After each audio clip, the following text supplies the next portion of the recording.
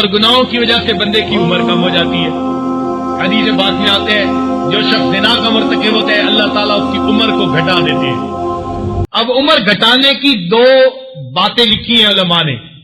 ایک تو یہ کہ فزیکلی عمر گھٹ جاتی ہے، اللہ تعالیٰ 100 سال کی بجائے اس کو 70 سال کی عمر کے لے آتے ہیں، عمر کی یعنی گھٹا دی گئی۔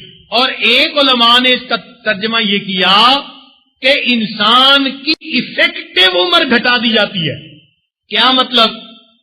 کہ 25 سال کا نوجوان اور آنکھوں کے آگے اٹھتے ہوئے اندھیرا آ جاتا ہے، جوانی میں بوڑھاپا آ گیا۔ وہ جو فعال زندگی تھی اس کو گھٹا کے اس کو بیماریوں کا مجموعہ بنا دیا جاتا ہے۔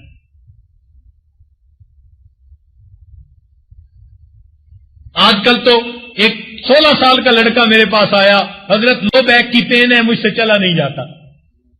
16 سال کی عمر اور اس میں لو بیک کی پین، کوئی جوڑ بنتا ہے؟ ایسے لگتا ہے کہ بیچارے بچے تھے اور بچپن کے بعد بڑھاپا آ گیا، جوانی انہوں نے کبھی دیکھی ہی نہیں ہے۔ یہ گناہوں کا وبال ہوتا ہے۔ اور گناہوں کا ایک اور وبال کیا ہے کہ گناہ کرنے والے کو دشمنان خدا کے ساتھ مشابہت ملتی ہے، اللہ کے دشمنوں سے مشابہت ہو گئی۔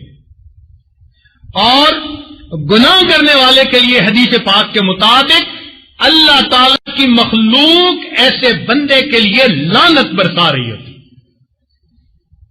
فرشتے بد دعا کر رہے ہوتی ہیں اور اللہ تعالیٰ شیطان کو ان کے اوپر مسلط فرما دیتے ہیں۔